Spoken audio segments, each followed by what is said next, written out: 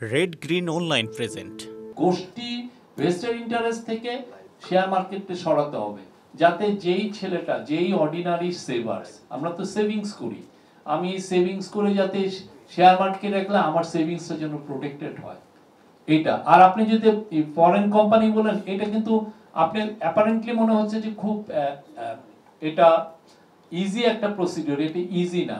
এটা অনেক ক্ষেত্রে, যেমন ধরেন একটা বড় কোম্পানি তার শেয়ার মার্কেটে আসবে, আমার হয়তো স্টেকটা অনেক হাই, আমার 40% স্টেক, কিন্তু দেখা গেলো আমার 40% স্টেক নিয়েও আমার কোনো ভোটিং রাইটস নাই, ঠিক আছে? আমার এই কোম্পানির মধ্যে বাংলাদেশ গভর্নমেন্টের স্টেকটা 40%, কিন্তু দেখা যাচ্ছে তার ডিসিশন মেকিং এ তার কোনো রোল নাই। তখন হয় কি, আমি ইচ্ছা করলেও তাকে ইম্পোজ করতে পারি না যে আপনি শেয়ার মার্কেটে আসেন। তো জিনিসটা মনে হয় যে না, বাংলাদেশের তো এই কোম্পানিতে বাংলাদেশের স্টেক আছে, বাংলাদেশ করে না কেন, আসে না তো। প্লাস আরেকটা যেটা হচ্ছে যে আমরা চাচ্ছি যে বড় বড়, বাংলাদেশে তো একটা সময় ছিল ছোট ছোট কোম্পানি ছিল, এখন তো অনেক কোম্পানি আছে যে তার টার্নওভার 2-3 বিলিয়ন ডলার। তো তারা কেন শেয়ার মার্কেটে আসছে না? বিকজ তার কস্ট অফ বরোইং তো অনেক হাই ব্যাংকের থেকে। তো উনি কেন ব্যাংকের থেকে বরোইং করছেন, কেন শেয়ার মার্কেটে আসছেন না?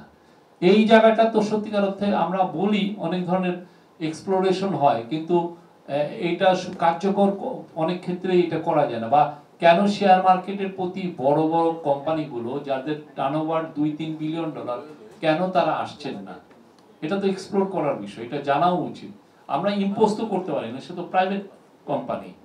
আমি মেঘনাকে বলতে পারি না তোমার বেস্ট কোম্পানিকে শেয়ার মার্কেটে আনতে পারো, আমি তাকে কিছু ইনসেনটিভ দিতে পারি, কিন্তু ইনসেনটিভটা দিলে হয় কি, তখন অ্যাক্রস দ্য বোর্ড অন্যান্য অনেককেই একই ইনসেনটিভই দিতে হয়। আমি তো একটা পার্টিকুলারলি একটা কোম্পানির জন্য তো আমি ইনসেনটিভ ডিক্লেয়ার করতে পারি না। দেখা গেল যে ওর, আমি বললাম যে শেয়ার মার্কেটে এই কোম্পানির আনার জন্য আমি ট্যাক্সে এত % ছাড় দিলাম, কিন্তু দেখা গেল এই ট্যাক্সটা দেখা গেল 1000 কোম্পানি তখন এনজয় করে, তখন এই এক্সাম্পশনটা গভর্নমেন্টের ট্যাক্স কালেকশনে এফেক্ট করে।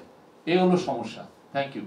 আমি নিজেও তো জার্নালিস্ট ছিলাম, আমি এটা জানি। এটা এই জন্য হয় কি, যেমন ধরেন অনেক সময় এরা রিফর্ম করছে, আমাকে আবার ওদের যে রাইভাল এসে আমাকে বলতেছে দেখেন এরা কিন্তু এই করছে, দেশটাকে ডুবিয়ে ফেলবে, তার হলো সে কিন্তু ওইখানে আউট, সে ওই জায়গায় নাই, আমি তার দ্বারা ইনফ্লুয়েন্স হয়ে তার এগেইনস্টে রিপোর্ট করছি। তো গোষ্ঠী স্বার্থ কিন্তু জার্নালিজমের মধ্যেও আছে। আমি এই গ্রুপের বিলং করে এই গ্রুপের হয়ে লিখছি যে শেয়ার মার্কেটকে ডুবিয়ে দিচ্ছে, হ্যাঁ, আর একটা আবার ওরা বলছে যে না আমরা ঠিক মতো আছি।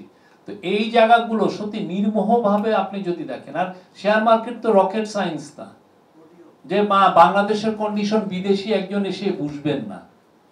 এগুলোতে একটা পুরো বিশ্বেই তো এটার একটা স্ট্যান্ডার্ড একটা প্রসিডিউর আছে, ঠিক না? এটা রিফর্মের আমাদের ভয় হয় যে লোকাল কাউকে আনলেন, উনি একটা কোনো গোষ্ঠীর কাছে বিক্রি বাট্টা হয়ে যান কিনা। আমি তো এটা মনিটর করতে পারি না। এটা অনেক পরে যায় 2 বছর পরে যে মনে হয় যে না, উনি যে রিফর্মটা করেছেন সেটা কত ভয়ঙ্কর ছিল, তখন রিয়ালাইজেশন হয় যে না, উনি এই গোষ্ঠীকে আসলে সার্ভ করছেন, ঠিক না? ব্যাপারটা এরকম। তো এই জন্য মানে ফরেন এক্সপার্টের উপর এইটা আমরা এমফাসিস দিচ্ছি যে যাতে তারা, ওনারা হয়তো শ্রীলঙ্কায় এই রকমের রিফর্ম হয়েছে এবং শ্রীলঙ্কা এখন স্টক মার্কেটটা খুব ভালো।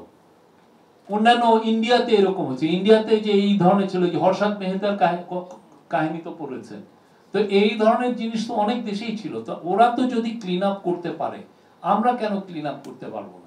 এই বিশেষ প্রতিবেদনটি যদি আপনাদের ভালো লেগে থাকে অথবা উপকৃত হন, তাহলে অবশ্যই এই চ্যানেলটি সাবস্ক্রাইব করুন এবং লাইক, কমেন্ট ও শেয়ার করে রেড গ্রিন অনলাইনের সাথেই থাকুন। Thanks to everyone. Red green online.